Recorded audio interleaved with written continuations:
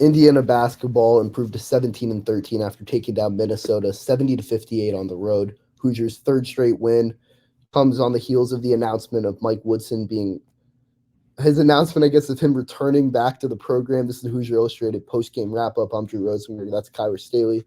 Kyler, I'm going to start with Khalil Ware. Another dominant performance from him. 26 points, 11 rebounds, 3 blocks. And I think the big thing for him, looking at it, when he picked up that second foul, Woodson had the trust to keep him in. But it feels like it was a little bit forced with Malik Renew also having his second foul. But again, Khalil Ware kept that rhythm and really helped the Hoosiers in a big way tonight. Yeah, he did, and trust is the key word there. Obviously, going back to earlier in the season, if both Renew and Ware had 2 fouls like that in the first half, I don't think you see both of them on the floor for the rest of the half. I think Mike Woodson would have went with Anthony Walker and Peyton Sparks kind of lineup there. But Mike Woodson's really developed a lot of trust in his two bigs for sure this season, and you're starting to see him kind of tinker with Mbako at the 4. What a lot of people that have been watching Indiana, all season long kind of wanted to see a little bit. But yeah, Khalil Ware, 26 points, 12 of 16 shooting, 2 of 3 from 3. He normally only takes about 1 3 a game, but he took 3 this game. Then you add in the 11 rebounds and 3 assists as well. I think that's pretty big. Did it all, foul trouble at the very beginning of the half. Michael Woodson kind of kept him in there, let him do his thing. He got a lot more discipline on the defensive end. And then, the final minutes they threw Peyton Sparks there, which I thought was a great coaching move right there, the last media timeout of the half, just so, Ware didn't pick up a cheap foul, heading into the half. But, he was consistent all game. Indiana did a really good job of getting to him. And that pick and roll game by Indiana right now, it's really hard to stop. And then you've got, obviously, Trey Galloway and Khalil Ware. Their chemistry on the floor has grown so much throughout the season, and it's actually really, really fun to watch that connection. And then you obviously, you got Khalil Ware and Trey Galloway in that pick and roll situation. And then you've got Mackenzie Mbako, who's out there, on the back end of that pick and roll situation. So he's hitting shots as well. But, Khalil Ware, I think at this point, I think he's proven to be a lottery pick in the NBA draft. I really think so. With his skill, what he brings on the floor, that true modern day type of style that he plays as a big, he's an NBA big. And I think he's a guy that a team is going to take, in the top 14 picks or whatever. I think they're going to take a chance on him because I think he can do a lot on the floor. So, and we didn't even talk about what he does on the defensive end as far as, just disrupting shots and making things so difficult with his length. But, great game by Khalil Ware once again. Yeah, at the beginning of the year, you mentioned Mackenzie Mbako, his play. At the beginning of the year, when you looked at him, it was how he started games. He'd come out firing. And over the last couple of weeks, it feels like his full 40 minutes, as Woodson would put it, it's really starting to come together. I mean, a slow start today, 3 for 8 in the first half, and then catches fire, hitting 3 big threes in the second half, which helped the Hoosiers pull away. And then another guy you mentioned, Trey Galloway, his first career double-double in an Indiana uniform, which is crazy to say considering I feel like he's had 3 or 4 double-digit assist games this season, 13 points, 6 for 9 from the field, 11 assists, had 5 turnovers. 4 of them came very early in the game. I want to say Trey Galloway only had 1 turnover in the second half and to 5 assists. I mean, really was a big reason the Hoosiers offense got going later in that game. Yeah, and I'll start with McKenzie there. Obviously he's just gotten better and better, right? And you can make a case these last 4 or 5 games or so. I think he might be Indiana's best player on the floor besides Ware. Malik Renew's kind of been a little up and down these last few games, but he is the leading scorer of the team. So you always got to give him credit there. But, Mackenzie Mbako, he's just hitting shots. It's confidence at the end of the day. And I will say from watching this game, I think the defense is getting better. I think it is getting a little bit better. There were times where he got called for a couple of cheap fouls. He ended up with 4 fouls and everything, but it was like questioning, what did I do?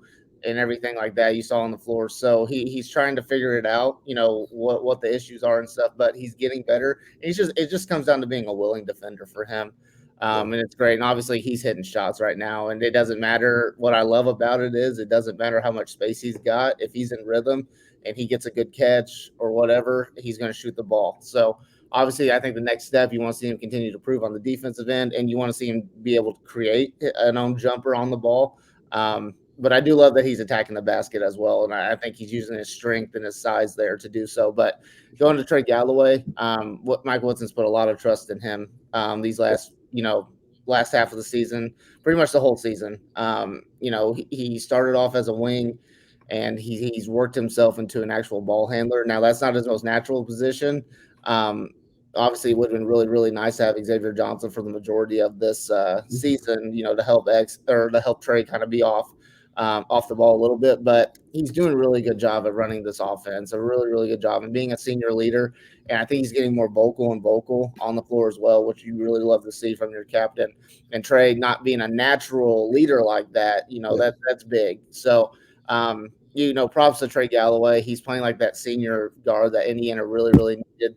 And it is wild for him to have his first double double in an Indiana uniform. That's crazy to think, but he did it tonight, and he was honestly a big, big reason why Indiana's been on this big streak right now. Yeah, so talking about the streak, this is, in my opinion, I think most would agree, this is probably the best basketball Indiana's played all season over a multiple game stretch. But is it I guess is it a little too late? I mean, you look at where Indiana is 17-13, likely needs to win the Big Ten tournament to make it to the NCAA tournament. Kind of have to wonder at one point, what if if the team was able to put this together a week or two earlier? Yep. Well, you're looking at a different team or a different situation. You're at least looking at a bubble situation if it was 2 weeks ago. But, you say that it is a little too late. I do agree with that. There's just a lot that Indiana's going to have to do, win the Big Ten tournament. Something that Indiana's never done in their history of their program. So it's going to be tough for them to do that. But here's the thing: Indiana's also getting hot at the right time of the season. You always want to talk about, you want to get hot towards the end of the season.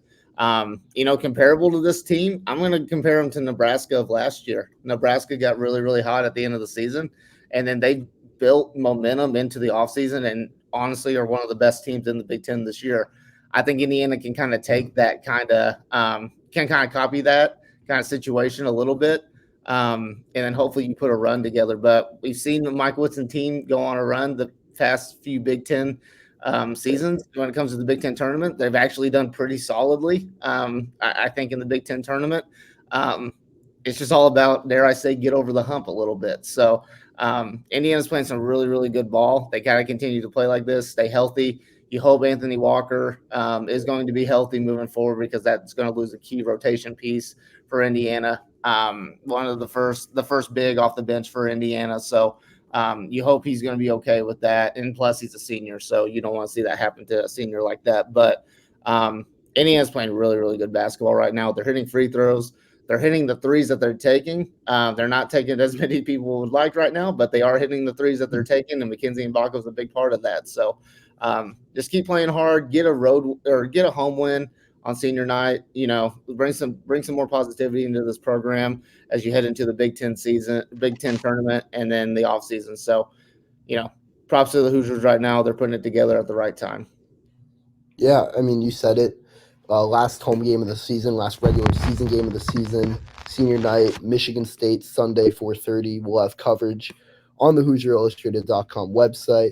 Make sure you're following Hoosier Illustrated on Twitter at Indiana_FRN and on Facebook with the same @ and then on YouTube with Hoosier Illustrated for updates and coverage on Indiana University athletics. And you can also listen to the Talking About the Hoosiers podcast on Spotify.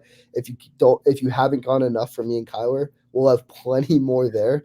And we should have another episode out in the next couple days talking about some of the big news surrounding the Indiana basketball program. And as always, thanks for listening to this edition of the Hoosier Illustrated Postgame Wrap-Up.